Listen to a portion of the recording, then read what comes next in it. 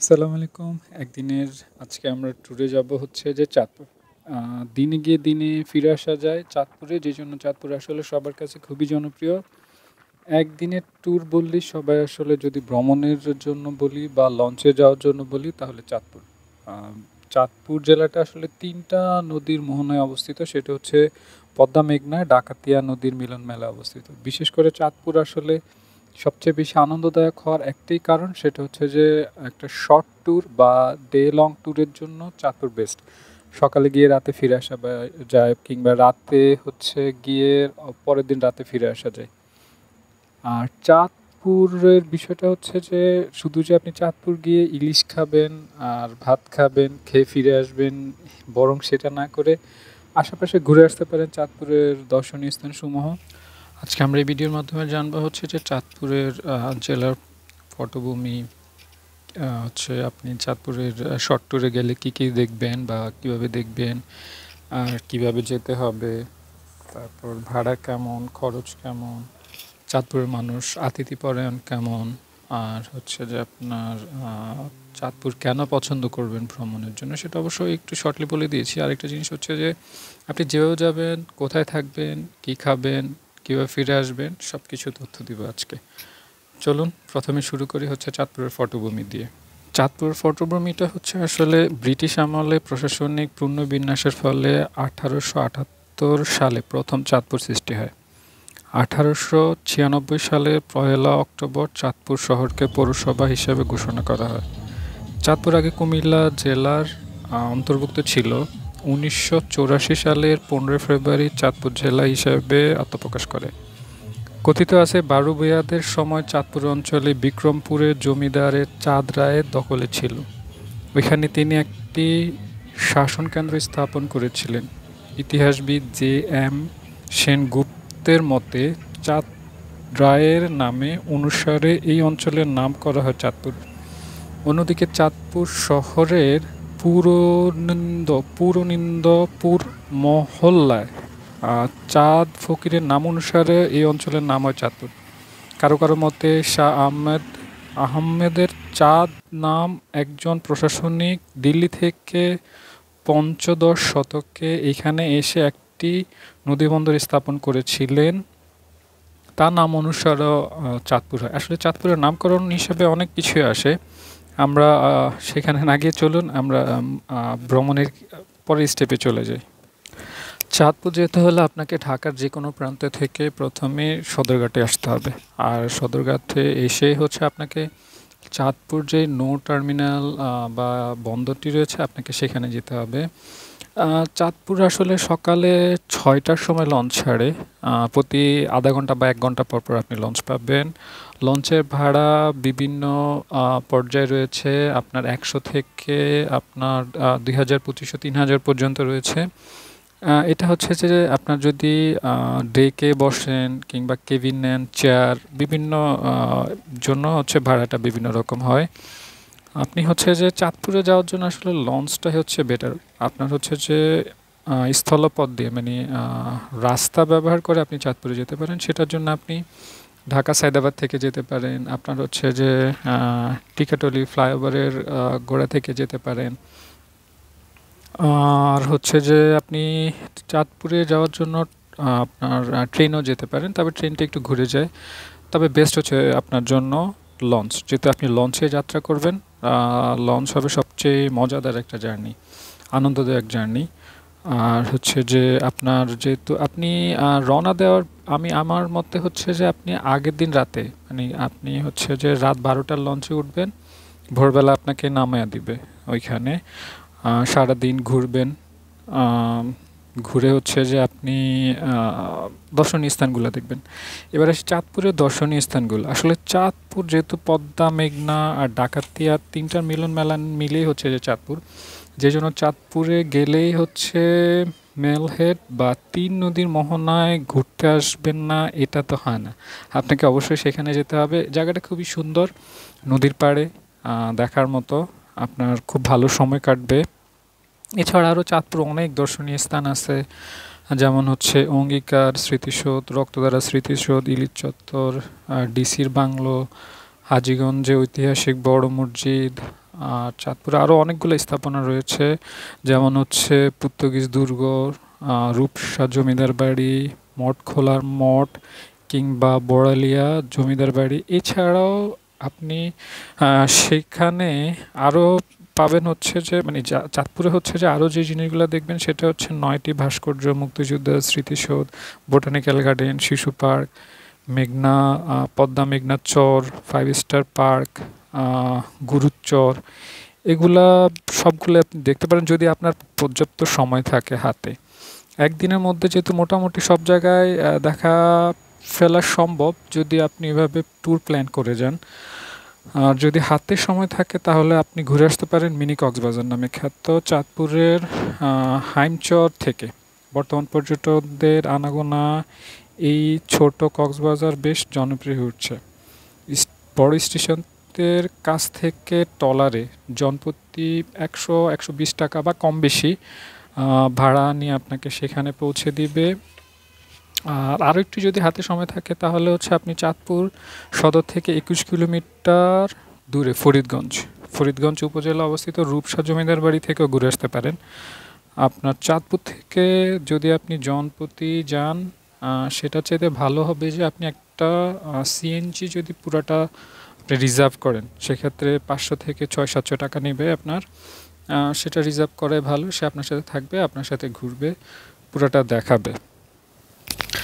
চাঁদপুরে হচ্ছে যে আপনি যেহেতু ডে লং ট্যুরে যাবেন সেহেতু আপনি কোথায় থাকবেন এরকম প্রশ্ন হতে পারে যে আমি থাকবো কিনা। যদি আপনি থাকতে চান তাহলে হচ্ছে যে চাঁদপুরের সদরে বেশ কয়েকটি ভালো মানের আবাসিক অনাবাসিক হোটেল আছে, বেডিং আছে, কিংবা হচ্ছে যে আপনার বলা যায় যে বেশ ভালো মানের হোটেলই আছে। তবে সেক্ষেত্রে অবশ্যই আপনাকে হোটেলে ওঠার আগে ভাড়া অন্যান্য বিষয় নিশ্চিত হয়ে উঠতে হবে। তা না হলে যে আপনি নিজে হয়তো জানেন যে এগুলো একটু হ্যাসেল হতে হয়। তবে আমার মতে হচ্ছে যে বললাম না রাত্রে 12টায় উঠবেন, পরের দিন রাত্রে 12টায় আসবেন, সো থাকার কোনো প্যারা নেই, চিল মুডে ঘুরতে পারবেন চাঁদপুরে হচ্ছে যে। আর আসার সময়টা একটু বলি, আপনি চাঁদপুর থেকে যদি আপনি ফিরে আসতে চান দর্শনীয় স্থানগুলো দেখে, তাহলে হচ্ছে যে আপনার ফিরে আসতে হলে অবশ্যই আপনাকে আমি তো একটু আগে শুরুতে বললাম যে আপনাকে হচ্ছে যে রাতে ফিরে আসাটা বেটার। এছাড়া প্রত্যেক আধা ঘন্টা বা 1 ঘন্টা পর পর আপনি লঞ্চ পাবেন। রাতে ফিরলে হবে কি, আপনি যদি জ্যোৎস্না রাতেটা ফিরেন অস্থির একটা ফিল পাবেন না, যেমন আমি পেয়েছি। আমি হচ্ছে যে জ্যোৎস্না রাত্রে হচ্ছে যে ফিরে আসছি, চাঁদের আলো দেখতে দেখতে আসছি, একদম পুরা মানে জার্নিটা আমার উপভোগ ছিল চাঁদপুরের, যেখানটায় আমি মানে সত্যি স্মরণীয় হওয়ার মতো এরকম একটা বিষয় ছিল আমার জন্য।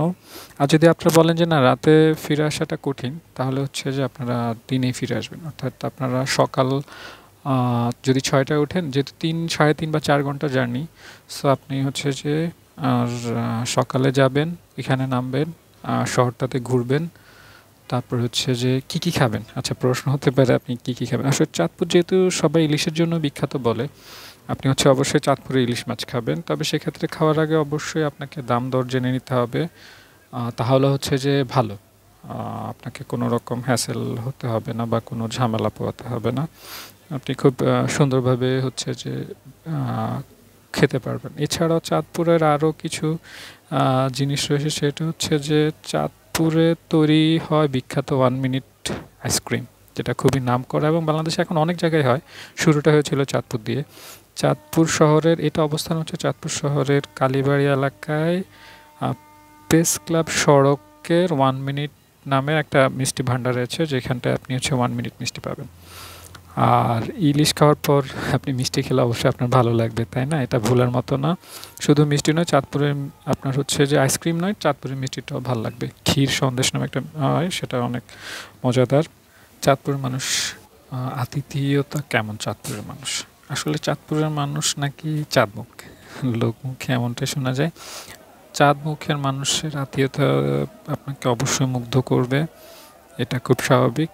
আর হচ্ছে যে অবশ্যই আপনি যেখানটা খাবেন সেখানটা দাম দর করে নেবেন, আগে ঝামেলা সেরে নেবেন, তাহলে ঝামেলা হবে না। আর যদি কারো বাসায় যান অবশ্যই চাঁদপুরের মানুষ আপনাকে আতিথেয়তা মুগ্ধ করবেই, এটা 100%। আর এখানকার বিশুদ্ধ খাবার আর মানুষের হাসি মুখ দেখলে আপনি এমনি মুগ্ধ হবেন, খুব স্বাভাবিক। আজকে আমার লঞ্চ ভ্রমণটা শেষ। আমি আসলে চাঁদপুর যেই স্থানগুলো ঘুরেছিলাম সেগুলো নিয়ে পরের কোনো ভিডিওতে আসবো। আজকে আমি শুধু লঞ্চটা নিয়ে হচ্ছে আপনাদেরকে ভিডিও হিসাবে দেখালাম।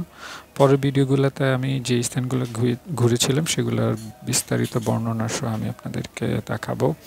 আজকে আমি ওই যে বললাম রাত্রে ব্যাক করছি ঢাকার দিকে। আমার ঘোরা শেষ, আমি লঞ্চে উঠছি, লঞ্চে উঠে ঢাকার দিকে ব্যাক করব। আরেকটা জিনিস হচ্ছে যে আপনি চাঁদপুর কেন পছন্দ করবেন বা কেন আপনার পছন্দের তালিকায় চাঁদপুর থাকবে, এমনটা প্রশ্ন হতে পারে আপনার। সবচেয়ে বড় বিষয় হচ্ছে কি জানেন, আমরা হচ্ছে যে দুইটা জিনিস আমরা ভ্রমণের জন্য খুঁজি। একটা হচ্ছে যে কম খরচে কীভাবে ভ্রমণ করা যায়, একটা হচ্ছে শর্ট টাইম। তো দুইটা মিলিয়ে হচ্ছে কম্বাইন করলে যে খুব ভালো একটা পরিবেশ বা ভালো তালিকা শীর্ষের তালিকায় থাকে। আসলে কম সময়ে যারা ঘুরতে পছন্দ করেন তাদের কাছে চাঁদপুরটা তালিকায় শীর্ষে, কেননা লঞ্চ করে একদম এত চমৎকার একটা ভ্রমণ উপভোগ করা আপনি সাধারণত লঞ্চ জার্নিতে এত শর্ট টাইমে পাবেন না। নদীর দুই পাশে প্রাকৃতিক যে সৌন্দর্য সেটা আপনাকে নাড়া দিবে, আপনার খুবই দিনটা ভালো কাটবে। সাধারণত আপনি চাইলে ছুটির দিনগুলোতে ঘুরে আসতে পারেন, আপনার হাতে একদিন যেহেতু সময় থাকে। বিষয়টা হচ্ছে যে আপনি লঞ্চে করে চোখের লঞ্চে যখন উঠবেন আপনি হচ্ছে ছোট ছোট ডিঙ্গি নৌকা দেখবেন, জলের ঢেউয়ের মধ্যে নৌকা উলট পালট দেখতে দেখতে সময় পেরিয়ে যাবে। আর লঞ্চে চেপে নদীর যে উপভোগটা সেটা দেখতে পারবেন। যদি একটু মেঘলা আকাশ থাকে সেটা তো আরও দারুণ হবে।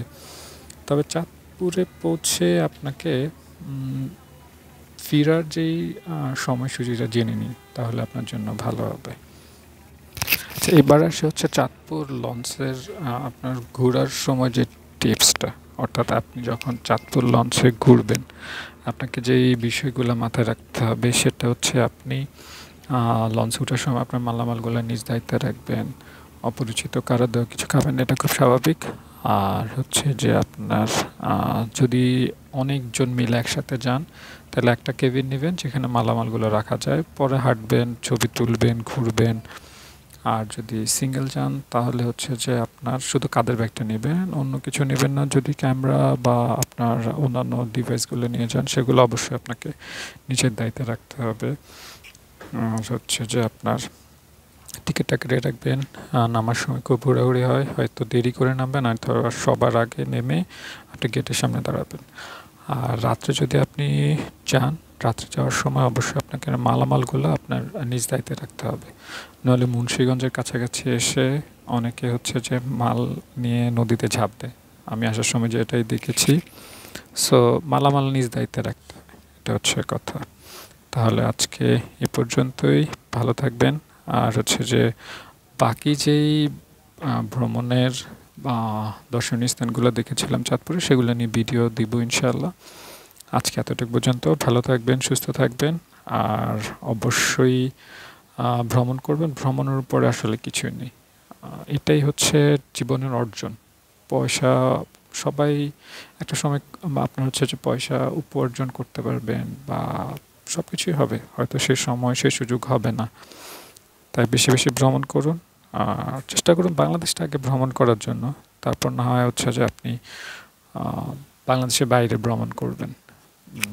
এছাড়া আরেকটা জিনিস করবেন হচ্ছে যে যদি আপনি মনে করেন যে ভ্রমণ করতে অনেক খরচ পড়ে, আপনি ডে লং ট্যুরগুলোর খুঁজবেন। যেমন একটা চাঁদপুর ছিল, আমি আরও একদিনের ট্যুরের যে ভিডিওগুলো সেগুলো আমি দিব। বাকিগুলো হচ্ছে যে আপনি আস্তে আস্তে আপনাদেরকে আমি শেয়ার করবো ইনশাআল্লাহ। ভালো থাকবেন, সুস্থ থাকবেন, কথা হচ্ছে পরের কোনো ভিডিওতে। সে পর্যন্ত ভালো থাকবেন। আসসালামু আলাইকুম।